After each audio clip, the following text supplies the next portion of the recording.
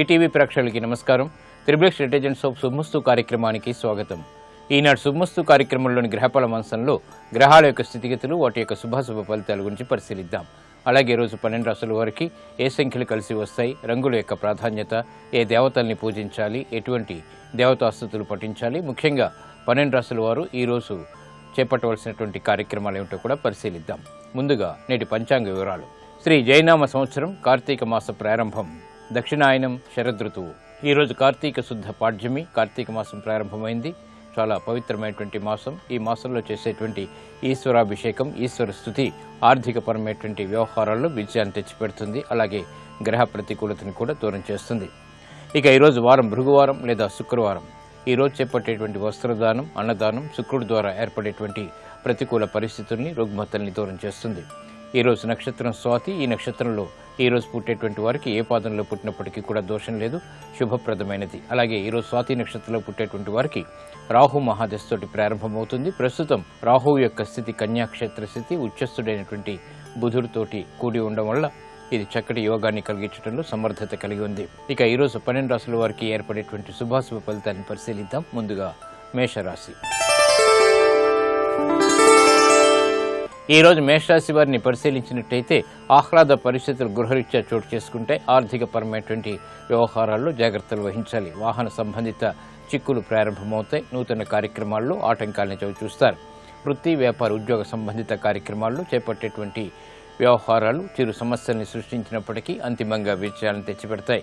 విదేశీ సంబంధిత లావాదేవీల విషయంలో జాగ్రత్తలు పాటించాలి. కుటుంబ వ్యవహారాల్లో కూడా ఆశించినటువంటి ప్రయోజనాలను వేగవంతంగా పొందలేకపోతారు. ఆరోగ్య విషయంలో జాగ్రత్తలు తప్పనిసరి. ఈ రోజు మీ అదృష్ట సంఖ్య 2. తెలుపు వర్ణం ప్రశాంతతను పెంచుతుంది, ప్రతికూల పరిస్థితులను దూరం చేస్తుంది. అనుకూల దైవం శ్రీ మహాలక్ష్మి. ఈ రోజు ఈ రాశి వారు శ్రీ మహాలక్ష్మి అమ్మవారిని దర్శించి నమస్కరించి పూజించడం ద్వారా ప్రతికూల పరిస్థితుల్ని దూరం చేసుకోగలుగుతారు. శ్రీ మహాలక్ష్మీదేవికి చేసేటువంటి అష్టోత్తరాది పూజలు ఈరోజు ఆర్థికపరమైనటువంటి వ్యవహారాల్లో ఏర్పడినటువంటి సమస్యలకు పరిష్కారాలు తెచ్చిపెడతాయి. ఈ సాయంత్రం ఈ రాశివారు శ్రీ మహాలక్ష్మీదేవిని దర్శించి శ్రీ సూక్త విధానంతో పుష్పాలతో పూజించినట్టయితే ఆర్థిక చిక్కులు వీడిపోతాయి. కోర్టు సంబంధిత వ్యవహారాలు, ప్రక్రియలు, సంభాషణలు ఈరోజు మీకు ఊరట కలిగిస్తాయి. ఈ రోజు వృషభ రాశి వారిని పరిశీలించినట్టయితే కోర్టు సంబంధిత వ్యవహారాల్లో జాగ్రత్తలు పాటించాలి. శత్రువులు విజృంభించేటువంటి సంఘటనలు లేకపోలేదు. ప్రతికూల పరిస్థితుల్ని ఎదుర్కోలేనటువంటి పరిస్థితులు విస్మయాన్ని కలిగిస్తాయి. నూతన కార్యక్రమాల్లో ఆటంకాలను చవిచూస్తారు. ఆర్థికపరమైనటువంటి వ్యవహారాల్లో జాగ్రత్తలు పాటించాలి. మిత్రులు శత్రువులు అవుతారు. చేపట్టేటువంటి కార్యక్రమాల్లో చిరు సమస్యలు తలెత్తుతాయి. గృహ సంబంధిత కార్యక్రమాల్లో ఏర్పడినటువంటి సమస్యలకు కొంతవరకు పరిష్కారాలు లభిస్తాయి. ఈ రోజు మీ అదృష్ట సంఖ్య 3. పసుపు వర్ణం త్వరితగతిని శుభాల్ని కలిగిస్తుంది, ప్రతికూల పరిస్థితులను దూరం చేస్తుంది. అవమానకర సంఘటనల నుంచి బయటికి రాగలుగుతారు. అనుకూల దైవం మహాకాళి. ఈ రోజు ఈ రాశివారు మహాకాళి అమ్మవారిని దర్శించి నమస్కరించి పూజించడం ద్వారా క్లిష్ట సమస్యలకు పరిష్కారాలు లభిస్తాయి. మహాకాళి అమ్మవారికి చేసేటువంటి పూజాది కార్యక్రమాలు, కుంకుమాది అర్చనలు మనోబలాన్ని పెంచి కార్యసిద్ధిని కలిగిస్తాయి. ఈ సాయంత్రం ఈ రాశివారు మహాకాళి అమ్మవారిని దర్శించి కుంకుమాది అర్చనలు నిర్వహించినట్టయితే ఆర్థికపరమైనటువంటి వ్యవహారాల్లో ప్రోత్సాహ పరిస్థితులు తారసపడతాయి. ఆర్థిక ప్రయత్నాలు ఈరోజు మీకు ఊరట కలిగిస్తాయి. ఈ రోజు మిథున రాశి వారిని పరిశీలించినట్టయితే ప్రశాంత పరిస్థితులు గృహరీత్యా చోటు చేసుకుంటే పిల్లల ద్వారా ఆనందం లభిస్తుంది. చేపట్టేటువంటి కార్యక్రమాలపై ప్రోత్సాహాన్ని పెంపొందింప చేసుకోగలుగుతారు.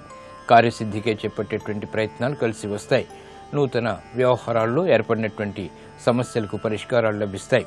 విదేశీ సంబంధిత లావాదేవీల్లో ఆర్థిక సహాయ సహకారాలు లభిస్తాయి.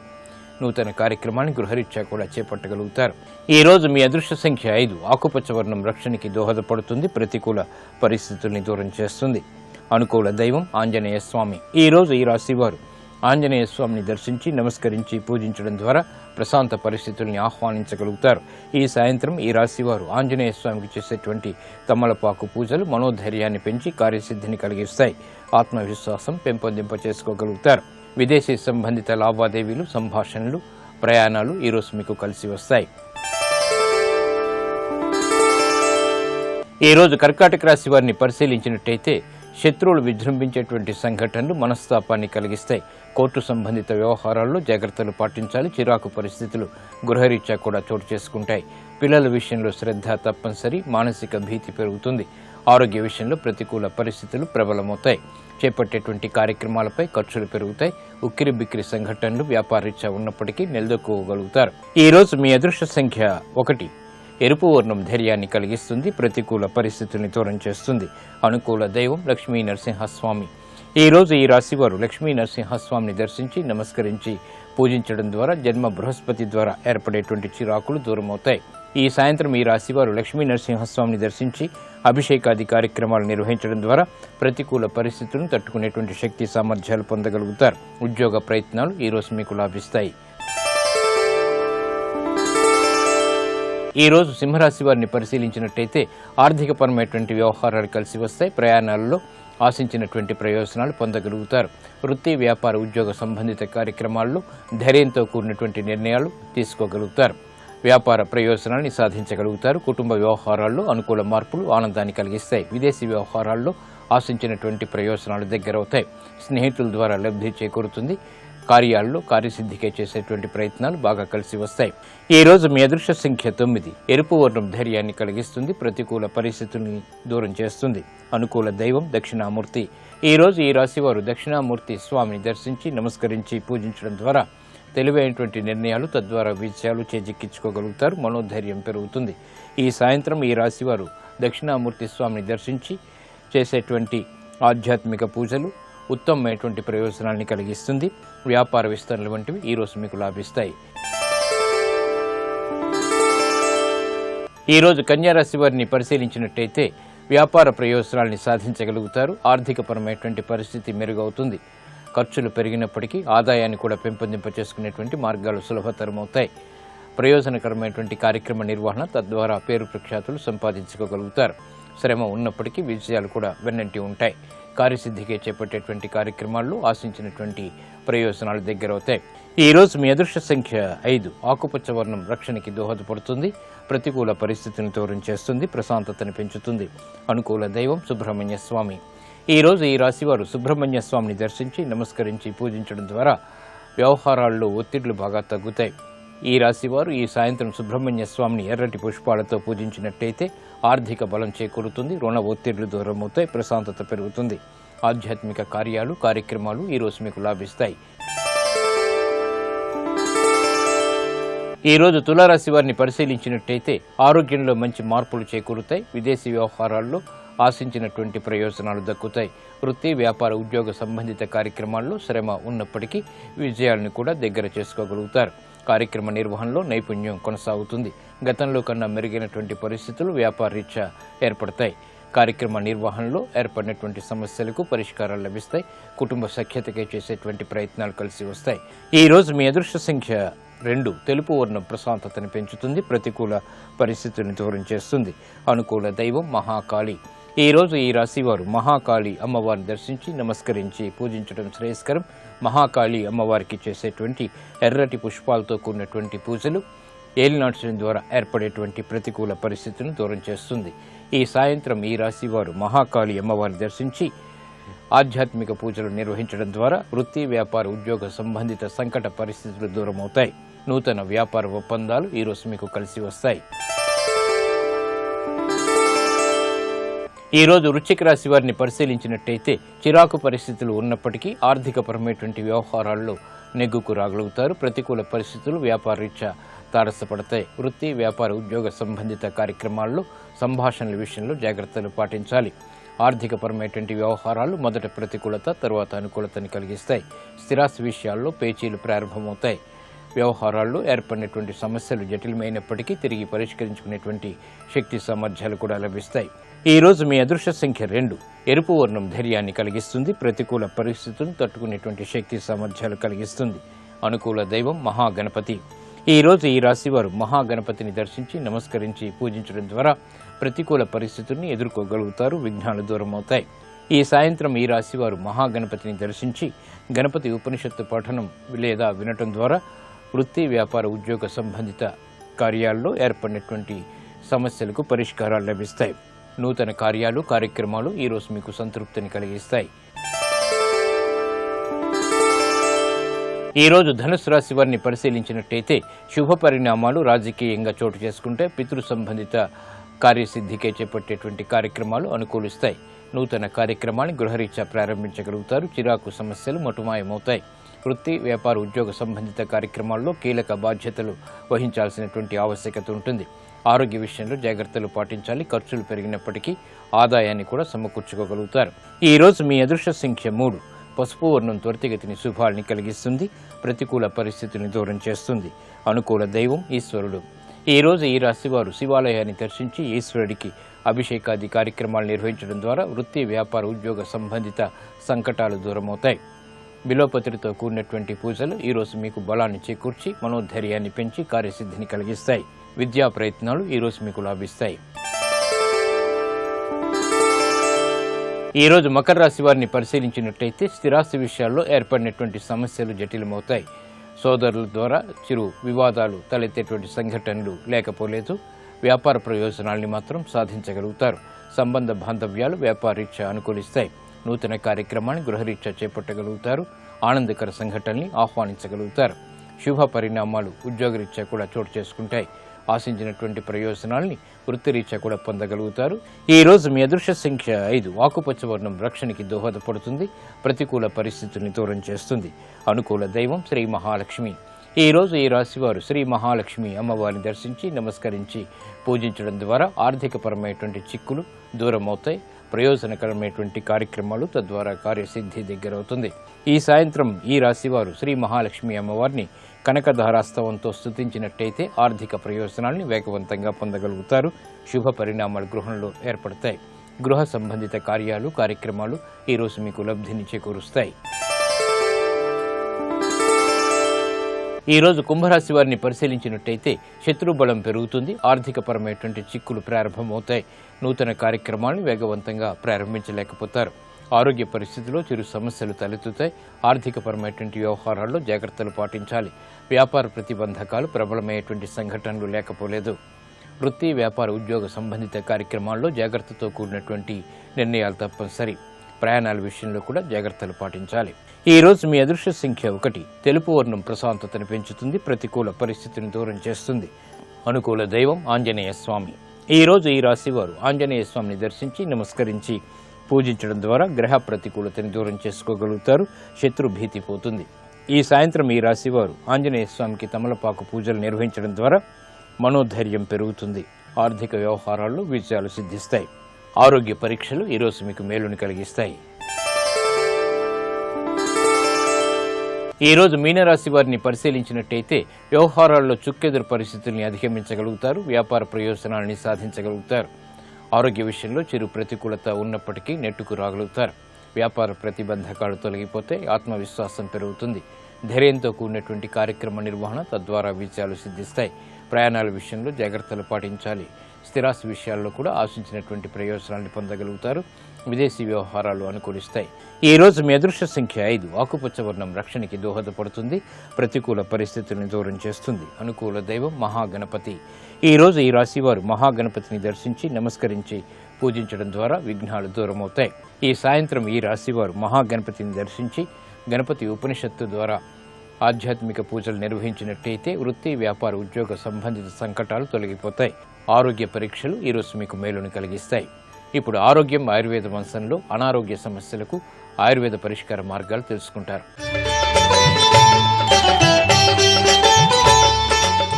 నమస్కారం.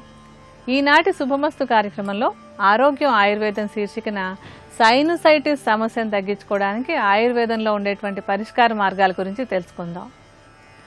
ఈ సైనసైటిస్ అనే సమస్య కూడా చాలా మందిని బాధించేటువంటి సమస్య. మనకేంటంటే ముక్కుకి అటు ఇటు తర్వాత ముక్కు పైన కూడా కొన్ని గాలి గదులు ఉంటుంటాయి. వాటిని సైనస్లు అంటారు. ఒక్కొక్కసారి ఏమవుతుందంటే ఈ సైనస్లలో కొన్ని ఇన్ఫెక్షన్లు రావడం కానీ లేకపోతే ఒక ఫంగస్ ఇన్ఫెక్షన్ రావడం కానీ జరుగుతూ ఉంటుంది. అలాంటప్పుడు ఈ లోపల ఉండేటువంటి గాలి గదిలో ఒక ఇన్ఫ్లమేషన్ వచ్చి సైనసైటిస్ అనే ఒక సమస్య రావడానికి కారణం అవుతూ ఉంటుంది. ఈ సమస్య ఉన్నప్పుడు ఏంటంటే అంటే ముక్కుతో గాలి తీసుకోవడం కష్టం అవటం, తుమ్ములు లాంటివి రావటం, తలనొప్పి, తర్వాత అంటే విపరీతమైన తలనొప్పి వస్తుంటుంది కొంతమందికి, చీటికి మాటికి జలుబు చేస్తుండడం, ఇలాంటి కొన్ని లక్షణాలు పదే పదే వస్తూ ఉంటాయి. ఈ సమస్యను తగ్గించుకోవడానికి అంటే లోకల్గా ముక్కులో చుక్కల్లాగా వేసుకునేటువంటి ఔషధాన్ని వాడుకోవాలి. కడుపులో కూడా ఔషధాన్ని తీసుకోవాలి. ముందు ముక్కులో చుక్కలుగా వేసుకునేటువంటి ఔషధం గురించి తెలుసుకుందాం. ఈ ఔషధానికి మనకు కావాల్సినటువంటి మూలిక ఏంటంటే వచ. వచ అని సంస్కృతంలో అంటాం, తెలుగులో దీన్ని వసకొమ్ము అంటారు. ఆ వసకొమ్ముని మెత్తటి చూర్ణంలాగా చేసేసుకుని ఒక 10 గ్రాముల పరిమాణంలో తీసుకోండి. తర్వాత మనకి తయారు చేసుకునేకి ఆవ నూనె కావాలి. ఆవ నూనె కూడా కఫదోషాన్ని బాగా తగ్గించి సైనసైటిస్ తగ్గడానికి బాగా సహాయపడుతుంది. అంటే మనం 10 గ్రాముల వసకొమ్ము చూర్ణం తీసుకున్నాం కదా, సుమారుగా ఒక 40 మిల్లీలీటర్ల పరిమాణంలో ఆవ నూనెను తీసుకుని దాన్ని కొంచెం వేడెక్కిన తర్వాత ఈ వసకొమ్ము చూర్ణాన్ని కూడా అందులో వేసి కొంచెం సేపు కాగనివ్వాలి. ఆ తర్వాత దాన్ని వడపోసుకుని చల్లారిన తర్వాత దాన్ని ఒక ఔషధంగా అంటే ముక్కులో చుక్కలుగా వేసుకుందుకు వాడుకోవాలన్నమాట. ఈ ముక్కులో చుక్కలు అనేటువంటిది ఉదయం లేచిన వెంటనే పళ్ళు తోముకున్న వెంటనే ఒక 3-4 చుక్కల చొప్పున 2 ముక్కుల్లోని ఔషధాన్ని వేసుకుని ఒక 10 నిమిషాల పాటు పడుకొని ఉండాలి. ఈ విధంగా నిత్యం ఒక 2-3 వారాల పాటు కనుక చేసినట్టయితే సైనసైటిస్ సమస్య తగ్గడానికి ఈ ఔషధం బాగా సహాయపడుతుంది.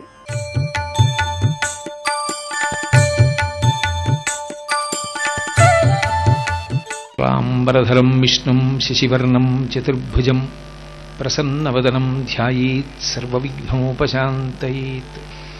ఆపదామపహర్తారం దాతారం సర్వసంపదాం లోకాభిరామం శ్రీరామం భూయో భూయో నమామ్యహం.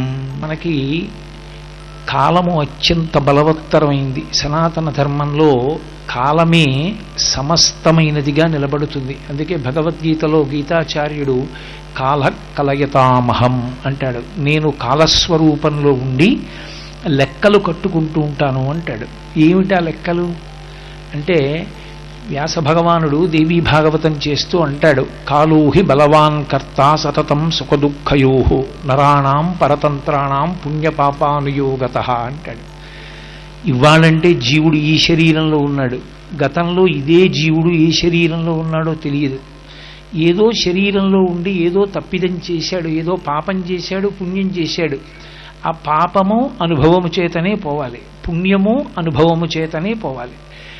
పాపము అనుభవస్వరూపంగా పోవడానికి దుఃఖము, అలాగే పుణ్యము అనుభవంగా పోవడానికి సుఖము, రెండిటిని ఇవ్వాలి.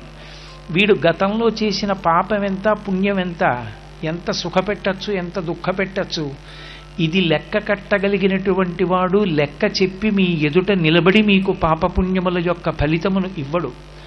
ఆయన వెనక నిలబడి గమ్మత్తుగా లెక్క కట్టి ఆ లెక్క యొక్క సారాంశంగా సుఖ దుఃఖములను ఇస్తాడు. ఆ పరమేశ్వరుణ్ణి మనం పట్టుకుని నిలదీయడానికి ఆయన మన కన్నుల ఎదుట కనపడేటటువంటి వాడు కాడు, మాంసనేత్రమునకు గోచరము కాడు. కాబట్టి ఈశ్వరుణ్ణి నిలబెట్టి ప్రశ్న చేయడం సాధ్యం కాదు. ఆయన ఏ ఫలితాన్ని ఇచ్చాడో ఆ ఫలితాన్ని పరతంత్రులమై అనుభవించటం ఒక్కటే మనం చెయ్యగలిగినటువంటి పని. అది కూడా భక్తితో కూడుకున్నదే. ఒక దుఃఖం వచ్చిందనుకోండి, నాకు భగవంతుడు దుఃఖం ఇచ్చాడని బాధపడకుండా నేను ఏ జన్మలోనో ఏదో పాపం చేసి ఉంటాను, దానికి ఇప్పుడు దుఃఖం ఇచ్చాడు ఈశ్వర, ఇప్పుడు దుఃఖం ఎంత బాధాకరమో తెలుసుకున్నాను కాబట్టి దుఃఖమునకు కారణమైన పాపము నా చేత చేయబడకుండుగాక, కాబట్టి నాకు ధర్మమునందు పూనిక కలుగుగాక అని భగవంతుడికి నమస్కరించగలిగినటువంటి ప్రజ్ఞ అంకురించడం నిజమైనటువంటి పరిణితి కలిగినటువంటి భక్తిని పొంది ఉండడం. అందుకే దుర్జటి నిన్ను సేవింపగ నాపదల్పొడమని నిత్యోత్సవం బబ్బని జనమాతృండనని సంసార మోహంబు పైగొనని జ్ఞానముగల్గని గ్రహగతుల్ కుందింపని మేలు వచ్చిన రాణి అవి నాకు భూషణములే శ్రీకాళహస్తీశ్వర అంటాడు. అలా ఉండగలిగినటువంటి పరిణతి ఈశ్వరుని యొక్క కృపచేత మాత్రమే సంభవం అవుతుంది. అటువంటి కాలము పరమ బలవత్తరమైనటువంటి స్వరూపం. అది ఈశ్వర స్వరూపంగా ఉండి ఈ సుఖ దుఃఖముల రూపంలో పాపపుణ్యములను అనుభవింపచేసి దాని వలన కంటికి కనపడనటువంటి ఈశ్వరుని యొక్క ప్రజ్ఞని గుర్తిరిగి ఆయన పాదముల యందు నిరతిశయమైనటువంటి భక్తిని పెంపొందింపచేసుకోగలిగి కృతార్థుడు కాగలిగినటువంటి వ్యక్తి ధన్యాత్ముడు. అందుచేతనే మనకి కాలాన్ని విభాగం చేశారు ఋషులు. అది ఋషుల యొక్క దార్శనికత. అందుకే పుట్టుకతోనే ఋషికి రుణపడిపోయాం మనం.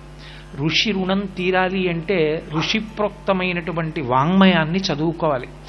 కనీసం నాకు చదువుకోవడం రాదండి అన్న ఇంట్లో శ్రీరామాయణాది గ్రంథములు ఉండాలి. నువ్వు చదవలేకపోయినా కనీసం ఒక్క పువ్వు ఆ పుస్తకం మీద వెయ్యగలగాలి.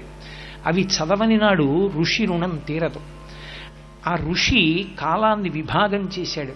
విభాగం చేసి ఏ సమయమునందు మనం పరమేశ్వరానుగ్రహం పొందడానికి కాలము మనకి యోగ్యమైన రీతిలో ఉంటుందో నిర్ణయం చేశాడు.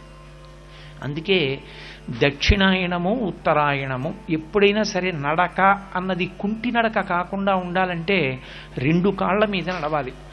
2 కాళ్ల మీద నడిచినట్టే కాలము కూడా ఒక సంవత్సరాన్ని ప్రమాణంగా తీసుకున్నప్పుడు ఉత్తరాయణము దక్షిణాయనము అనబడేటటువంటి పేర్లతో 2 కాళ్లతో నడుస్తుంది. ఇందులో దక్షిణాయన పుణ్యకాలం, ఉత్తరాయణ పుణ్యకాలం అంటాం. యథార్థంగా పరిశీలనం చేస్తే దక్షిణాయనం తక్కువని ఉత్తరాయణం ఎక్కువని భావన చేయకూడదు. శంకరాచార్యుల వారు బ్రహ్మసూత్ర భాష్యం చేస్తూ దక్షిణాయనం అనేటటువంటి మాటకు ఉండేటటువంటి అర్థం ఏమిటో వ్యాఖ్యానం చేశారు. అది కొన్ని లోకముల మీదుగా జీవుడు ప్రయాణం చేసి బ్రహ్మలోకంలో కొంతకాలం వాసం చేసి మహాప్రళయమునందు ఈశ్వరుని యందు ఐక్యమైపోయేటటువంటి స్థితి దక్షిణాయనం. అంతేకాని దక్షిణాయనం అంటే ఏదో జీవుడు పాడైపోయే కాలం కాదు. యథార్థమునకు ఉత్తరాయణం కన్నా దక్షిణాయనమే చాలా గొప్పది. ఎందుచేత దక్షిణాయనం చాలా గొప్పది అంటే దక్షిణాయనమంతా కూడా మనకి ఉపాసనా సంబంధమై ఉంటుంది. మనం పరమేశ్వరుడి ఆరాధన చెయ్యడానికి యోగ్యమైన కాలమంతా కూడా కేవలముగా దక్షిణాయనంలోనే సంభవిస్తుంది. ఉత్తరాయణ పుణ్యకాలంలో నిజానికి దక్షిణాయన పుణ్యకాలంలో వచ్చినన్ని గొప్ప తిథులు రావు. అందుకే ఉపాసనంతా దక్షిణాయనం. కాబట్టి దక్షిణాయనం అంతా ఉపాసనా కాలం. ఉపాసనా కాలము కాబట్టే మీరు చూడండి, గురు పౌర్ణమి ఆషాఢమాసంలో వచ్చేటటువంటి గురు పౌర్ణమి, శ్రావణ మాసంలో వచ్చేటటువంటి వరలక్ష్మీ వ్రతం ఇత్యాదులన్నీ పరమ ప్రఖ్యాతమైనటువంటి తిథులన్నీ కూడా దక్షిణాయనంలోనే నడుస్తాయి. ఈ దక్షిణాయనంలో వచ్చేటటువంటి తిథుల యొక్క ప్రత్యేకత మనకి దేశము కాలము ఈ రెండిటి చేత పవిత్రమై ఉంటుంది. మీరు ఒక్కొక్కసారి ఒక్కొక్క దేశమునందున్న కారణం చేత, దేశము అంటే నా ఉద్దేశంలో ఒక్కొక్క ప్రాంతమునందున్న కారణం చేత మీకు ప్రత్యేకమైనటువంటి ఫలితం ఒకటి ఒనగూడుతుంది. ఉదాహరణకి నేను గంగానదిలో స్నానం చేశాననుకోండి, గంగానది స్నానం మిగిలిన ఏ నదుల స్నానం కన్నా గొప్పది. స్కాంద పురాణంలో అగస్త్య మహర్షితో మాట్లాడుతూ సుబ్రహ్మణ్యుడు అంటాడు, మిగిలిన క్షేత్రములన్నీ ఎందుకు దర్శనం చెయ్యాలి, మిగిలిన అన్ని తీర్థముల యందు అన్ని నదుల యందు దేనికి స్నానం చెయ్యాలి అంటే, ఇన్నిటిలో స్నానం చేస్తే ఇన్ని క్షేత్రాల్ని దర్శనం చేస్తే కాశీపట్టణంలో ప్రవేశించడానికి విశ్వనాథుణ్ణి సేవించడానికి గంగా స్నానం చెయ్యడానికి అధికారం పొందడం కోసం. అంటే కాశీపట్టణ ప్రవేశం అంత గొప్పది, గంగా స్నానం అంత గొప్పది. తెలిసో తెలియకో కాశీపట్టణ ప్రవేశం చేశాడు అంతే. పూర్వజన్మ పుణ్యం లేకుండా అలా కాశీపట్టణ ప్రవేశం చెయ్యడు, గంగా స్నానం చెయ్యడు. ఆ దేశమునకు ఆ ప్రాంతమునకు ఒక ప్రఖ్యాతి, ఆ నదికి ఒక ప్రఖ్యాతి. అలాగే కాలమునకు కూడా పవిత్రత ఉంటుంది. ఒక్కొక్క కాలమునందు మీరు చేసినటువంటి పని మీకు విశేషమైనటువంటి ఆనుకూల్యతని సిద్ధింపచేస్తుంది. కాబట్టి అది ఋషి ఈశ్వరవాక్కుని ఆధారం చేసుకుని నిర్ణయం చేశాడు. దక్షిణాయనము ఉపాసన కాలము. అందున ప్రత్యేకించి కార్తీక మాసం చాలా విశేషమైనటువంటి నెలగా చెప్పబడుతుంది. కారణం, మనకి ఏదైనా చాలా గొప్ప విషయాన్ని నిర్మాణం చేస్తే పైకి కనపడేటటువంటి విషయానికి ఆధారభూతమైనది కంటికి కనపడకుండా ఒకటి ఉంటుంది. పెద్ద సౌధాన్ని నిర్మాణం చేశాననుకోండి నేను, ఆ సౌధాన్నంతటినీ మోస్తున్న పునాది భూమి లోపల ఉంటుంది, అది కనపడదు. కానీ ఆ పునాది మీదే సౌధం ఉంటుంది. ఒక మహావృక్షం ఒకటి కనపడింది అనుకోండి, అబ్బా శాఖోపశాఖలుగా ఎంత పెద్ద చెట్టు అండి అన్నాను అనుకోండి, నిజానికి ఆ చెట్టుని నిలబెడుతున్నటువంటి వేళ్ళు భూమి లోపల ఉండి దాన్ని పట్టుకుని ఉన్నాయి. అలాగే కార్తీక మాసం యొక్క వైశిష్ట్యం ఏమిటో చెప్పడానికి మనకి ఋషి దాన్ని ఆశ్వీజ మాసంలో వచ్చేటటువంటి చిట్ట చివరి తిథి దగ్గరికి వచ్చేటప్పటికే కార్తీక మాసం యొక్క వైభవాన్ని ఆవిష్కరించారు. సర్వం శ్రీ ఉమామహేశ్వర పరబ్రహ్మార్పణమస్తు. స్వస్తి. ఆశ్వీజ మాసం చిట్ట చివరిలో మొట్టమొదట ఉండవలసిన విశ్వాసం ఏది అంటే, శరీరాన్ని మనకి ఇచ్చి తమ శరీరాన్ని విడిచిపెట్టేసినటువంటి పితృదేవతలు జ్యోతిస్వరూపులై అంతరిక్షమునందు ప్రయాణం చేస్తారు. ఈ సైనసైటిస్ సమస్య ఉన్నటువంటి వాళ్ళు కఫాన్ని పెంచేటువంటి ఆహార పదార్థాలన్నీ బాగా తగ్గించుకోవాలి. కఫాన్ని పెంచేటువంటివి అంటే ఏంటంటే మనం తీసుకునేటువంటి తీయటి పదార్థాలు, స్వీట్స్ అన్నమాట. ప్రకృతిలో సహజంగా తీయగా ఉన్నవి కాకుండా మనం తయారు చేసుకున్నటువంటి మిఠాయిలు అవి, ఆ తర్వాత కేకులు, చాక్లెట్లు, ఇలాంటి పదార్థాలన్నీ కూడా బాగా తగ్గించుకోవాలి. ఇవి మానేసి కొంచెం వేడిగా ఉండేటువంటి వేడి నీళ్ళు తాగుతూ ఉండడం, ఆహారంలో కూడా ఎక్కువగా దాల్చిన చెక్క, లవంగాలు, ఏలక్కాయలు ఇటువంటి పదార్థాలను ఎక్కువగా వాడుతూ ఉండటం కూడా సైనసైటిస్ తగ్గడానికి బాగా తోడ్పడుతుంది. అలాగే ఇందాక మనం ఒక ఔషధం ముక్కులో వేసుకునేందుకు చేసుకున్నాం, అలాగే కడుపులోకి తీసుకునేందుకు కూడా ఒక ఔషధాన్ని తయారు చేద్దాం. ఈ ఔషధం తయారు చేసుకోవడానికి మనకి కావాల్సినటువంటిది త్రికటుకాలు. త్రికటుకాలు అంటే సొంఠి, పిప్పళ్ళు, మిరియాలు. సొంఠి, పిప్పళ్ళు, మిరియాలు ఈ మూడు కూడా కారంగా ఉండేటువంటి ద్రవ్యాలు. మూడింటిని కలిపి త్రికటుకాలు అంటారు. ఈ మూడింటికి కూడా కఫదోషాన్ని తగ్గించి సైనసైటిస్ తగ్గించేటువంటి గుణం చాలా బాగా ఉంటుంది. సొంఠిని కొంచెం నేతిలో వేయించి చూర్ణంలాగా చేసుకోవాలి. అలాగే పిప్పళ్ళను కూడా కొంచెం నేతిలో వేయించి చూర్ణంలాగా చేసుకోవాలి. మిరియాలని నేరుగా చూర్ణ చేసేసుకోవచ్చు. ఇలా ఈ మూడింటిని విడివిడిగా చూర్ణాలు చేసుకుని మూడింటిని కలిపి ఒక 75 గ్రాముల పరిమాణంలో తీసుకోండి. అంటే 3 సమానంగా తీసుకోవాలి. ఆ చూర్ణాన్ని ఒక సీసాలో పోసి ఉంచేసుకుని ఔషధంగా ఏం చేయాలంటే ప్రతిరోజు ఒక అర చెంచాడు చూర్ణాన్ని మాత్రమే తీసుకోవాలి. అర చెంచాడు చూర్ణాన్ని కొంచెం తేనె కలుపుకొని ఉదయం ఒక్కసారి, సాయంత్రం ఒకసారి 2 పూట్ల నాకుతూ తీసుకున్నట్టయితే కనుక ఒక 2-3 వారాల పాటు వాడినా కూడా ఈ సైనసైటిస్ సమస్యని తేలిగ్గా తగ్గించుకోవచ్చు. మరికొన్ని అనారోగ్య సమస్యలు, వాటికి ఉండేటువంటి ఆయుర్వేద పరిష్కారాల గురించి రేపటి శుభమస్తులో తెలుసుకుందాం.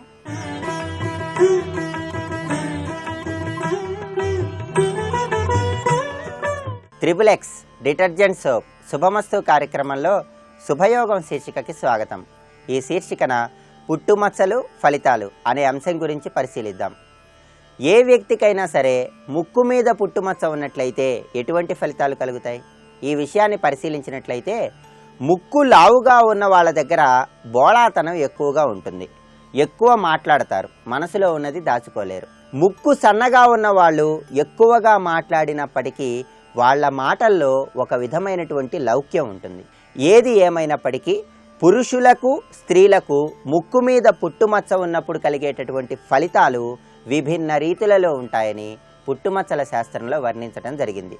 ప్రత్యేకంగా పురుషులు ఎవరికైనా సరే ముక్కు చివరి భాగంలో పుట్టుమచ్చ ఉన్నట్లయితే ఆత్మాభిమానం ఎక్కువగా ఉంటుందని, కోపం కొద్దిగా ఎక్కువగా ఉంటుందని, ఏ విషయంలోనైనా సరే విజయాన్ని సాధించేటటువంటి శక్తి సామర్థ్యాలు చాలా ఎక్కువగా ఉంటాయని పుట్టుమచ్చల శాస్త్రంలో వర్ణించడం జరిగింది.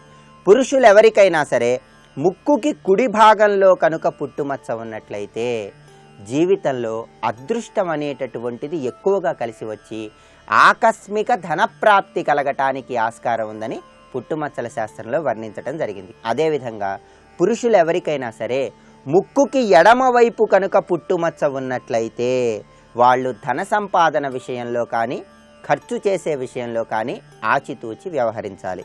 పుట్టుమచ్చ పురుషులు ఎవరికైనా సరే ముక్కు అడ్డకమ్మీకి ప్రారంభంలో ఉన్నట్లయితే మంచి ఉద్యోగం లభిస్తుంది, సొంత గృహం ఉంటుంది, సకల సంపదలను కలిగి జీవితంలో అన్ని కార్యాలలో చక్కటి పురోభివృద్ధిని సాధిస్తారని పుట్టుమచ్చల శాస్త్రంలో వర్ణించడం జరిగింది.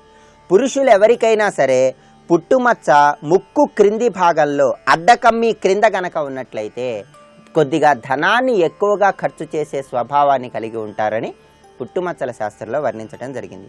అదేవిధంగా పుట్టుమచ్చ ఏ పురుషుడికైనా సరే ముక్కుకి సమీపంలో ఎక్కడ ఉన్నా సరే, ముక్కుకి దగ్గరలో ఎక్కడ ఉన్నా సరే వ్యాపార రంగంలో విశేషంగా రాణించటానికి అవకాశం ఎక్కువగా ఉంది. సంతానం ద్వారా జీవితంలో ఆనందకరమైన జీవితాన్ని గడపటానికి వీళ్ళకి ఆస్కారం ఎక్కువగా ఉంది. అదేవిధంగా స్త్రీలకు పుట్టుమచ్చ ముక్కు మీద ఉన్నట్లయితే ఎటువంటి ఫలితాలు కలుగుతాయి? ఈ విషయాన్ని పరిశీలించినట్లయితే స్త్రీలెవరికైనా సరే ముక్కుకి పైభాగంలో, శ్వాసరంధ్రాలకు పైభాగంలో కనుక పుట్టుమచ్చ ఎక్కడ ఉన్నా సరే ఆస్తిపాస్తులను స్వయంగా అమర్చుకునేటటువంటి శక్తి సామర్థ్యాలను కలిగి ఉంటారని పుట్టుమచ్చల శాస్త్రంలో వర్ణించటం జరిగింది. అనుకున్న పనులలో అనుకున్నట్లుగా విజయాన్ని సాధించటానికి, ధనాన్ని ఎక్కువగా నిల్వ చేసేటటువంటి ఆలోచనలో ఉండి ధన సమృద్ధిని పెంపొందింపజేసుకోవటానికి స్త్రీలెవరికైనా సరే ముక్కుకి పైభాగంలో, శ్వాసరంధ్రాలకు పైభాగంలో ఉన్నటువంటి పుట్టుమచ్చ ఎంతగానో సహకరిస్తుందని పుట్టుమచ్చల శాస్త్రంలో వర్ణించటం జరిగింది. అదేవిధంగా స్త్రీలెవరికైనా సరే ముక్కుకి క్రింది భాగంలో కనుక పుట్టుమచ్చ ఎక్కడ ఉన్నా సరే మంచి యోగ్యుడైనటువంటి భర్త, అనుకూలవంతుడైనటువంటి భర్త లభిస్తాడని పుట్టుమచ్చల శాస్త్రంలో వర్ణించటం జరిగింది. అదేవిధంగా పేరు ప్రతిష్టలు తెచ్చేటటువంటి సంతానాన్ని కలిగి ఉండి సంతానం జీవితంలో చక్కటి పురోభివృద్ధిని సాధించడానికి కూడా స్త్రీలకు ముక్కు కింది భాగంలో ఉన్నటువంటి పుట్టుమచ్చ ఎంతగానో సహాయపడుతుంది. ముక్కు చివరి భాగంలో స్త్రీలు ఎవరికైనా సరే ఎరుపు రంగులో కానీ గోధుమ రంగులో కానీ పుట్టుమచ్చ ఉన్నట్లయితే భర్త అడుగుజాడల్లో నడుస్తూ భర్త యొక్క కీర్తి ప్రతిష్టలకు, భర్త యొక్క ఉన్నత అభివృద్ధికి పరిపూర్ణంగా సహాయపడతారని పుట్టుమచ్చల శాస్త్రంలో వర్ణించటం జరిగింది. అదేవిధంగా ఏ స్త్రీకైనా సరే ముక్కు చివరి భాగంలో ఉన్నటువంటి ఎరుపు రంగు పుట్టుమచ్చ కానీ గోధుమ రంగు పుట్టుమచ్చ కానీ ఆ స్త్రీ యొక్క ఉద్యోగ ఉన్నతికి, ఆ స్త్రీ యొక్క ధన సమృద్ధికి కూడా సహాయపడుతుందని చెప్పి పుట్టుమచ్చల శాస్త్రంలో వర్ణించడం జరిగింది. ఇంకా పుట్టుమచ్చలకు సంబంధించిన మరిన్ని ఆసక్తికరమైన విశేషాంశాలను గురించి వచ్చే శుక్రవారం శుభమస్తు కార్యక్రమంలో శుభయోగం శీర్షికన తెలుసుకుందాం. రేపటి శుభమస్తు కార్యక్రమంలో శుభయోగం శీర్షికన కార్యసిద్ధి ప్రక్రియలు అనే అంశం గురించి పరిశీలిద్దాం.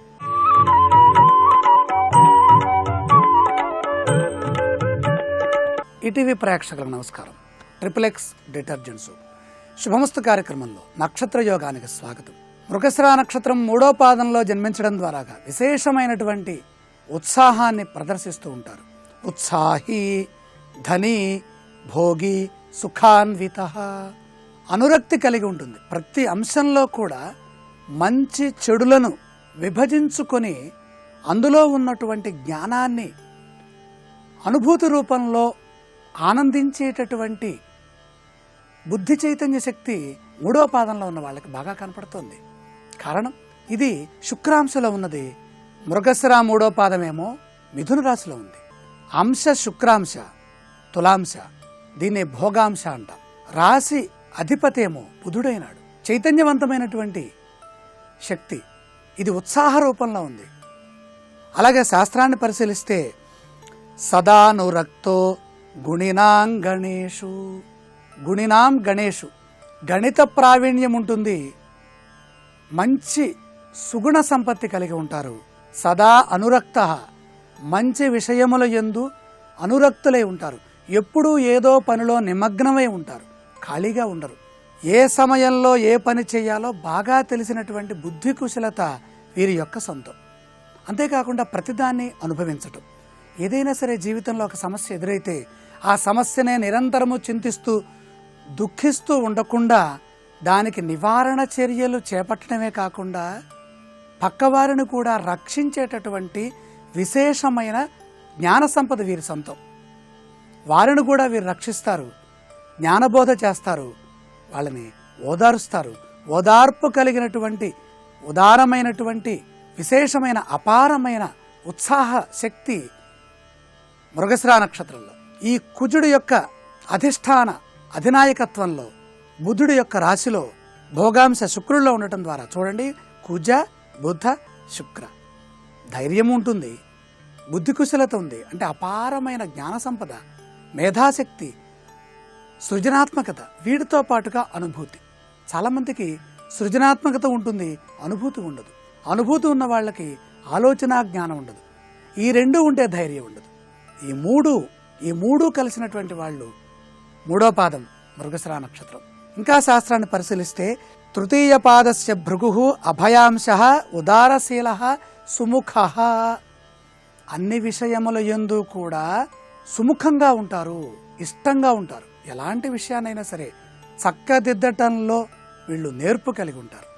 న్యాయకోవిధులుగా ఉంటారు, గురువులుగా భాషిస్తారు. సోద్యమః ధనీ విత్తవాన్. సోద్యమః ఉద్యమ శక్తి కలిగి ఉంటారు. ఎటువంటి దాన్నైనా సరే సాధించేటటువంటి ఉత్సాహ పటిమ సామర్థ్యం వీరి యొక్క సొంతం. వీళ్ళని ఏమన్నా సరే వాళ్ళు పట్టించుకోరు. దాంట్లో ఉన్నటువంటి విషయాన్ని అర్థం చేసుకొని శత్రువు చెప్పినా సరే ఆ శత్రువు చెప్పిన వాక్యంలో మంచిని మాత్రమే గ్రహించి అపారమైనటువంటి ఆ సర్పాంశం ఉన్నది కాబట్టి శృంగ్ సేవాయాం అంటే శిరహ శబ్దాన్ని పొంది ఉండటం ద్వారా అందరిలో నాయకుడిగా, గొప్పవాడిగా, ఆదర్శవంతుడిగా, అధిపతిగా, కుటుంబ పెద్దగా, వ్యవహార దక్షత కలిగి వినయాన్వితులై వీళ్ళు భాషిస్తూ ఉంటారు. బుధుడు యొక్క ఆధీనంలో ఉండడం ద్వారాగా ఇతరుల పైన ఆత్మవిశ్వాసం కలిగి ఉంటారు. వీరు ధరించవలసినటువంటి అదృష్ట వర్ణము శ్వేతము అంటే తెలుపు రంగు. శుభ కార్యక్రమాల్లో శ్వేత వస్త్రాలను ధరించడం ద్వారా ప్రశాంతతని పొందుతారు. అలాగే అదృష్టవారం శుక్రవారం. ఆరాధించవలసినటువంటి దైవం మహాలక్ష్మీదేవి. రేపటి శుభమస్తు కార్యక్రమంలో మృగశిర నక్షత్రం 4వ పాదంలో జన్మించిన వారి యొక్క స్వభావం ఎలా ఉంటుంది, వారి భవిష్యత్తు ఏమిటి, ఆరాధ్య దైవం గురించి తెలుసుకుందాం. ఇప్పుడు ఆరోగ్యం యోగా అనే శీర్షికన అనారోగ్య సమస్యల నివారణకై ఉపకరించే కొన్ని యోగాసనాలని పరిశీలన చేద్దాం. సైనసైటిస్ నివారణకు ఉపకరించే ఊర్ధ్వ దండాసనం. సైనసైటిస్ సమస్య వల్ల ముక్కు, గొంతు, చెవుల్లో ఇబ్బందికర పరిస్థితులు ఏర్పడతాయి. సైనసైటిస్ సమస్య ఉన్న వారికి తరచూ జలుబు వస్తుంది. ముక్కు నుంచి నీళ్లు కారుతుంటాయి. చెవులు దిబ్బడ వేస్తుంటాయి. గొంతు నొప్పి కూడా ఉంటుంది. దీని నివారణకు ఊర్ధ్వ దండాసనం ఉపకరిస్తుంది. నేలపై వెల్లకిలా పడుకుని సర్వాంగాసనం వేసి 2 కాళ్లను ఎల్లాకారంలో ఉంచాలి. 2 చేతుల్ని తల వెనుక భాగంలో పెట్టాలి. నడుమును బాగా వంచాలి. ఈ స్థితిలో ఉండగలిగినంతసేపు ఉండాలి. ఈ ఆసన సాధన వల్ల శ్వాసకోశ వ్యవస్థ, చెవి, ముక్కు, గొంతులో ఉండే కండరాలు ఉత్తేజితమై సైనసైటిస్ సమస్యకు పరిష్కారం లభిస్తుంది.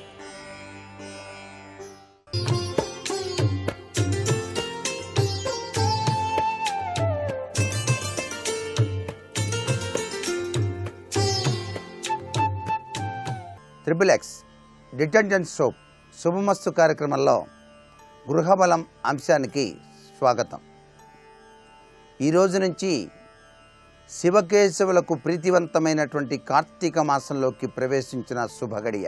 మానవునికి ఆధ్యాత్మికత అనేటువంటిది దివ్యవంతమైనటువంటి శక్తిని ప్రసాదింపజేస్తుంది. వాస్తుశాస్త్రరీత్యా గ్రహబలం, గృహబలం, దైవబలం ఈ 3 కూడాను ముఖ్యమైనటువంటి విశేష ప్రాధాన్యతను సంతరించుకున్నాయి. ఎక్కడ దైవబలం అత్యధికంగా ఉంటుందో, గ్రహచార గతులు సరిగా లేకపోయినప్పటికీ, గృహ వాస్తుశాస్త్రరీత్యా కూడాను సరైన పరిస్థితులు ఏర్పడకపోయినప్పటికీ కూడా దైవం కంటికి రెప్పలాగా ఆ బలం కాపాడి తీరుతుంది. కాబట్టే జన్మ జన్మాంతరాల పాపాల్ని సైతం పటాపంచలు చేసేటువంటి ఈ కార్తీక మాసం శివకేశవులకు ప్రీతివంతమైంది. కాబట్టి ప్రతి గృహంలోనూ ప్రతి ఒక్కరూ కూడాను సూర్యోదయాత్పూర్వమే పవిత్రవంతమైనటువంటి కార్తీక మాస స్నానాల్ని ఆచరించాలి. స్నానానంతరం దీపారాధన చేయాలి. శివకేశవులను అర్చించాలి. తమకు తోచిన విధంగా దాన ధర్మాలు గనక చేసినట్లయితే గృహానికి విశిష్టవంతమైనటువంటి బలం చేకూర్చడమే కాకుండా జన్మజన్మాంతరాల పాపాలన్నీ కూడా పటాపంచలైపోయి శివకేశవుల యొక్క అనుగ్రహ కటాక్ష వీక్షణాలతో అత్యుత్తమమైనటువంటి స్థితిగతులను పొందడానికి ఆస్కారం ఉంటుంది. కార్తీక మాసం అంతా కూడాను ఏ ఇంట్లో నిత్యం అభిషేకార్చన జరుగుతుందో ఆ గృహంలో శివుని యొక్క అనుగ్రహ కటాక్ష వీక్షణాలు ఎల్లవేళలా కూడాను ప్రసరింపబడతాయి సుమా. ఈ కార్తీక మాసం అంతా కూడాను ఓంకారతత్వం ఇంటిలో గనక వినపడుతూ ఉన్నట్లయితే, అంటే మీ ఇంట్లో ఓం అనేటువంటి చాంటింగ్ కనుక ఉన్నట్లయితే అది పొద్దూకులు కూడాను అలా వినపడే విధంగా మీరు అమర్చుకోండి. దానివల్ల చాలా విశిష్టవంతమైనటువంటి శక్తితత్వం మీ గృహానికి వచ్చి తీరుతుంది. మారేడు దళాలు, అలాగే తుమ్మిపూలు, పంచామృతాలు ఇవన్నీ కూడా సేకరించి నిత్యం గృహంలో స్ఫటికలింగం కానీ పాదరసలింగం కానీ ఈ లింగాలతో అలా అమర్చి అభిషేకార్చన గనక నిర్వహించి బ్రాహ్మణోత్తమునికి నిత్యం గనక దక్షిణ తాంబూలాదులు గనక ఇచ్చినట్లయితే ఇహలోకంలో చక్కటి సుఖవంతమైన జీవితాన్ని, పరలోకంలో మోక్షాన్ని పొందడానికి ఆస్కారం ఈ కార్తీక మాసం కలిగింపచేస్తుంది. కార్తీక మాసంలో మీకు దగ్గరగా ఉన్నటువంటి నదీ తీర ప్రాంతాలకు వెళ్ళి ఆ నదీ తీర ప్రాంతంలో గనక తెల్లవారుజామునే గనక పవిత్ర స్నానాన్ని గనక ఆచరించి బ్రాహ్మణోత్తములకు దానాదులు గనక ఇచ్చినట్లయితే మానవ జీవితం పరిపూర్ణ సిద్ధిని పొందుతుంది అని చెప్పేసి మనకు శాస్త్రాల్లో చెప్పారు. అంతేకాకుండా విశిష్టవంతమైనటువంటి నదీ జలాలలో అమృతతుల్యమైనటువంటి ఔషధీయుక్త గుణగణాలతో కూడినటువంటి నీరు ఆ సమయంలో ప్రవహిస్తూ ఉంటుంది. కాబట్టి ఈ యొక్క కార్తీక మాసంలో కనుక చక్కగా నదీ తీర స్నానం ఎవరైతే చక్కగా ఆచరిస్తారో వారికి ఆరోగ్యప్రదమైనటువంటి ప్రభావం విరాజిలింపచేసుకోవడానికి ఆస్కారం ఎంతగానో ఉంటుంది సుమా. హరిహరాత్మకుడైనటువంటి అయ్యప్ప దీక్షను స్వీకరించిన వారు కూడాను ఈ మాసంలో పవిత్రవంతమైనటువంటి హంసోదక స్నానాన్ని ప్రతినిత్యం కూడాను ఆచరించేటువంటి తీరుతెన్నులు అందరూ కూడాను గమనించాల్సి ఉంటుంది. అంతేకాకుండా శివకేశవులకు అభేదం లేదు అనేటువంటి తత్వచింతన, విష్ణుమూర్తి పూజలు, శివపరమాత్మ పూజలు, అయ్యప్ప పూజలు, అయ్యప్ప భజనలు ఎక్కడ చూసినప్పటికీ కూడాను ధార్మికత అనేటువంటిది నిత్యం కూడాను దైవోపాసనా తత్వం అనేటువంటిది ప్రతి గృహంలోనూ కూడా ఈ కార్తీక మాసంలోనే కనిపిస్తూ ఉంటుంది. అంతేకాకుండా ఉసిరిక చెట్టు కింద చక్కగా నారాయణమూర్తి స్వరూపాన్ని ఉంచి ధ్యానం చేసి వనభోజనాలు ఏర్పాటు చేసేటువంటి సాంప్రదాయం కూడా మనకు కనిపిస్తోంది. అంతేకాకుండా పరమశివునికి, పరమేశ్వరికి, విష్ణుమూర్తికి ప్రీతివంతమైనటువంటి ప్రభావజనితమైనటువంటి అనేక విశేషవంతమైనటువంటి విశేష గుణాలన్నీ కూడాను ఈ కార్తీక మాసంలోనే ఉన్నాయి. కాబట్టే కార్తీక మాసం అంతా కూడాను తులసి చెట్టు దగ్గర విష్ణుమూర్తికి సంబంధించినటువంటి ఆ యొక్క శంఖుచక్రాల ముగ్గు వేసి ఆ శంఖుచక్రాల ముగ్గులో దీపారాధన గనక పెట్టినట్లయితే లక్ష్మీ కటాక్ష సిద్ధి కలిగి తీరుతుంది సుమా అని చెప్పేసి శాస్త్రం. ప్రతి గృహంలోనూ తులసి కోట వద్ద దీపారాధన చేయటం మాత్రం మరిచిపోవద్దు ఈ కార్తీక మాసంలో. ఇది గృహవాస్తు శాస్త్రరీత్యా కూడాను అద్భుతవంతమైన విశేషవంతమైన సత్ఫలితాన్ని ప్రసరింపజేస్తుంది సుమా అని చెప్పేసి మనకు శాస్త్రంలో చెప్పినటువంటి విశిష్ట లక్షణం. కార్తీక మాసంలో కొబ్బరి బోండం బ్రాహ్మణోత్తముడికి దానంగా ఇచ్చినట్లయితే చక్రవర్తి తత్వానికి అతడు అర్హుడవుతాడు మరొక జన్మలోనైనా సరే అని చెప్పేసి కూడా శాస్త్రంలో చెప్పారు. ఏది ఏమైనప్పటికీ ఒక సద్బ్రాహ్మణుడికి దక్షిణ ఇవ్వటం, సుష్టుగా భోజనం పెట్టడం, అలాగే తోచినట్టుగా వస్త్రదానం చేయటం, వివిధ రకాలైనటువంటి దానాలు ప్రతి ఒక్కరోజు ఒక్కొక్క దానం చొప్పున ఇచ్చేటువంటి సాంప్రదాయం కూడా ఉన్నది. ఈ దాన ధర్మాల వెనకాల మోక్షప్రదమైనటువంటి జీవితంతో పాటు ఐశ్వర్యయుక్తమైనటువంటి గృహబలం దాగి ఉన్నది అనేటువంటి లక్షణాన్ని కార్తీక వైభవరీత్యా ప్రతి ఒక్కరూ కూడా గ్రహించాలి. మరికొన్ని ముఖ్య విషయాలు రేపటి శుభమస్తు కార్యక్రమంలో తెలుసుకుందాం. ఇప్పుడు ఆరోగ్యం యోగా అనే శీర్షికన అనారోగ్య నివారణకు ఉపకరించే యోగాసనాలు ఏమిటో చూద్దాం. సైనసైటిస్ నివారణకు ప్రణామ త్రికోణాసనం కూడా ఉపయోగపడుతుంది. మన 2 కనుబొమ్మల మధ్య ఆజ్ఞాచక్రం ఉంటుంది. ఇక్కడ 33 రకాల ఎంజైములు ఉత్పత్తవుతాయి. ఈ భాగాన్ని ఉత్తేజితం చేయడం ద్వారా సైనసైటిస్ సమస్య తొలగుతుంది. నేలపై మోకాళ్లపై కూర్చొని తల నేలకు వాంచాలి. మోకాళ్లు ఎత్తి వీపు భాగంపై 2 చేతులతో ప్రణామ ముద్ర ప్రదర్శించాలి. ఈ ప్రణామ త్రికోణాసనం వల్ల సైనసైటిస్ సమస్యకు పరిష్కారం దొరుకుతుంది.